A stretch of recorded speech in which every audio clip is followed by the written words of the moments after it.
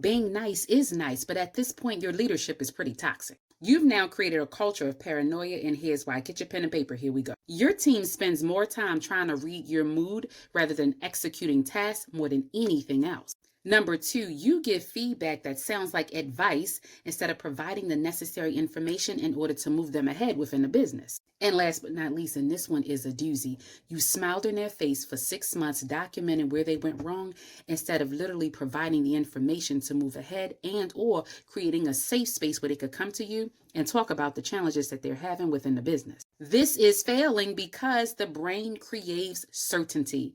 You smile when you're frustrated. You actually resent it, but you won't tell anybody. So what you do, you've been wearing the mask for the last 3, 6, 9 months instead of really providing whole soul informational feedback that could move the business, your team, as well as elevate your leadership. So now what's happened? Your team knows something is off, so they stop taking risks, they stop listening to you, they stop innovating, and they stop trusting you. Boom. And to be clear, in the business world, when someone is too nice, they're not clear. And if you're not clear, you slow down the business. And if you slow down the business, you slow down the money. And if you slow down the money, you've just become a liability instead of an asset to the company. As a leadership coach, my number one goal is to help you to appreciate certainty, predictability.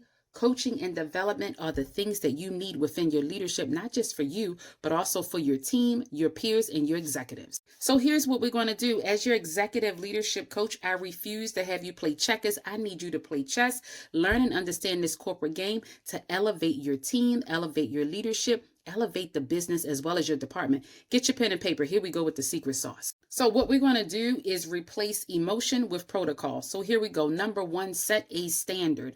If you agreed to something, carry it out. Let your yes mean yes and your no mean no. Number two, if there is a gap in what was carried out, meaning there's a skill gap, something is missing, it is incumbent upon you to provide them with the reality and the feedback. And number three, after we set the standard, after we know what the gap is, now we need to know and understand what needs to happen in the future so that this does not happen again. Then once you get that information, you vet it out perfectly. Now that we have this, keep in mind your team does not need a friend. They want a leader who respects them enough to tell the truth. If you're ready to stop playing the game, you're ready to stop wearing the mask, and you're ready to start leading, this is what we're talking about in class at DanisSheldon.net. My number one goal is to make sure you know and understand leadership, you flourish in it, and you stop playing checkers and begin to play chess. If you need more, the masterclass on January 24th is talking about your leadership identity. Let me know in the comments what you're having a challenge with in your leadership. Like, comment, and follow for more.